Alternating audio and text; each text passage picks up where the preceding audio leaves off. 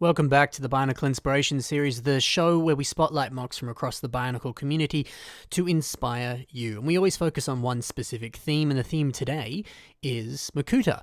So we're going to take a look at 3 different Makuta MOCs here that are kind of using certain different kind of principles or ideas or whatever to make them sinister, scary, and cool. And let's just take a kind of deeper look at the different techniques, the different ideas that these MOCs are playing with, and maybe give you a few ideas if you want to build something sinister and evil or Makuta-like with your Bionicle construction pieces. So let's dive into the very first MOC. We have a MOC by one of my favorite people, Ezreel the Blue Moon MOCist, and he has built Krika the Endless Ingester. So, of course, Krika is a set from way back when, the old Mystica wave of Bionicle sets, and he was such a unique Makuta set. I think what was so cool about him was the really unique color scheme he had. He had this interesting sort of milky white coloration with this marbled red throughout it. And to me, it always kind of looked like bone marrow or some sort of skeletal design with like muscles or blood coursing through it. There was something that was always really creepy about it. And they're such unique pieces because it's kind of the only piece that comes in that color for the most part. So it's very unique and different. And I like that a lot of those philosophies and ideas have been taken from the original set and incorporated into this version of a sort of revamp of the character. You know, when we take a look specifically at the rib cage, there's this really noticeable sort of skeletal rib cage design. I mean, it speaks for itself. But obviously there's also all these different like guts and veins and things with these sort of popping red tentacles and stuff like that. It's really cool, the idea of a Makuta MOC, because the idea of the Makuta is that they're the bad guys, they look evil, they look sinister. So the idea of a more sort of skeletal creature with blood and muscles and things, you know, that's sort of the thing you would associate with horror. So it's a fitting sort of combination there, and surprisingly fitting to the original character. So yeah, this MOC's working on multiple levels there. There's a lot going on that just creates this beautiful, horrific, evil vibe for it. It's awesome. I love too how Ezreal here has adapted the sort of hand weapon pieces. He's used here these Kopaka G2 blade pieces. And they're a really fitting sort of substitute for that original piece there. They have a very sort of similar vibe to them, but they're different enough that it works.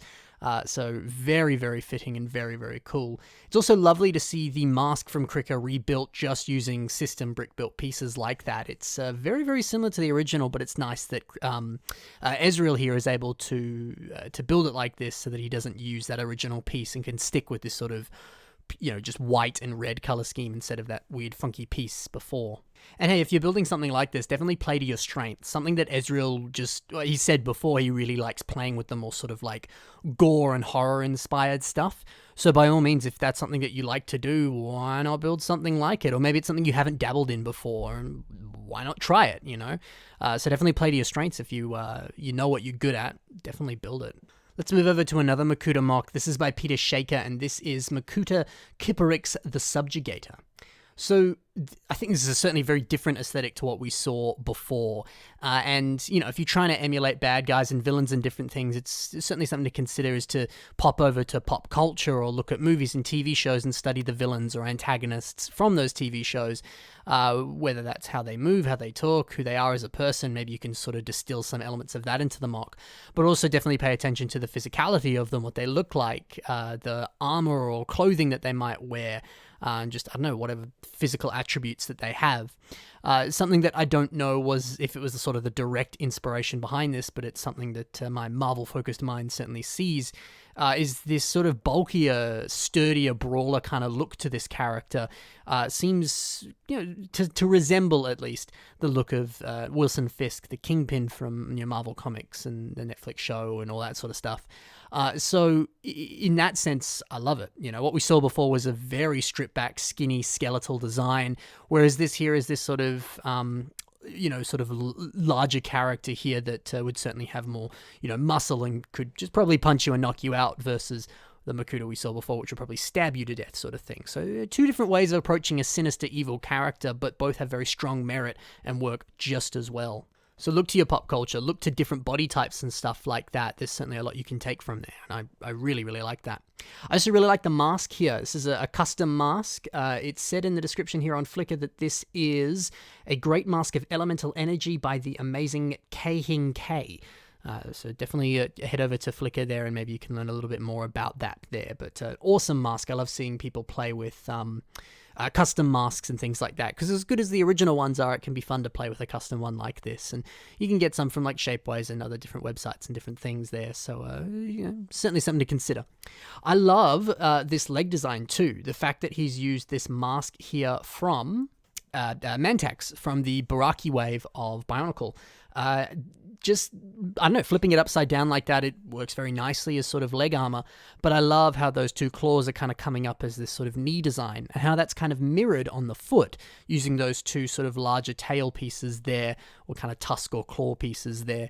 It's just nice, that sort of visual symmetry of sort of two claws like that. So it's a nice sort of consistency throughout the MOC. I love seeing that there. So really, really nice sort of kind of blending there, I suppose.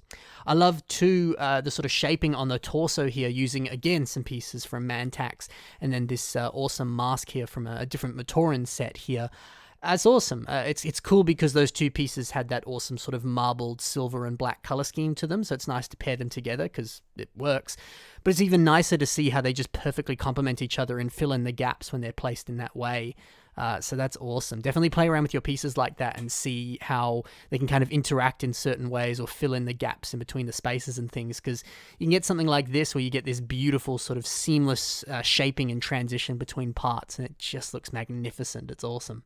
Even the kind of shoulder pads here too, they look fantastic, using some of those Cardus Dragon skull pieces like that. They work very nicely for sort of shoulder armor. Finally, let's move on to the last MOC in this episode. This is a MOC by Ballom Nom Nom, and this is Makuta of the Melding. So I thought that this was meant to be Makuta Pterodax, but this is his take on the white alternate universe version of Makuta, and also taking a lot of inspiration from the actual set as well. And you can certainly see that here. I mean, the original set had the beautiful sort of like almost kind of curvature to the legs, and this really nice sort of silky smooth seamless armor as well. And we can kind of see that here too. Obviously different pieces are being used and different colors and things are being used, but it's still very akin to the original look there. So I like that. A little bit of an homage or homage to the original there, but very heavily changing it and fitting it into his own building style here. It's awesome to see. Also a massive flex because he is using a pearl gold Krakan, which is one of the rarest Lego pieces if you have it in that specific color, not the original gold, in that specific gold. That for those who don't know, that came from the Tower of Toa set, and it was as the set came out, it was around about the time that Lego switched over their gold color to from what was it? I can't remember the original name, but just an older gold into the pearl gold itself. And that mask is worth a lot because it was very hard to get, because I guess you had to buy very late waves of that set, and there was still no guarantee you would get it. So it's a desirable mask. It's a desirable mask indeed, but it looks so beautiful here, and it's lovely to see it complemented with some of this Chima Ultra Build armor here, which I love that armor. I think it looks so fitting for that of a villain. Even though this is an alternate universe version of Makuta, it's still Makuta.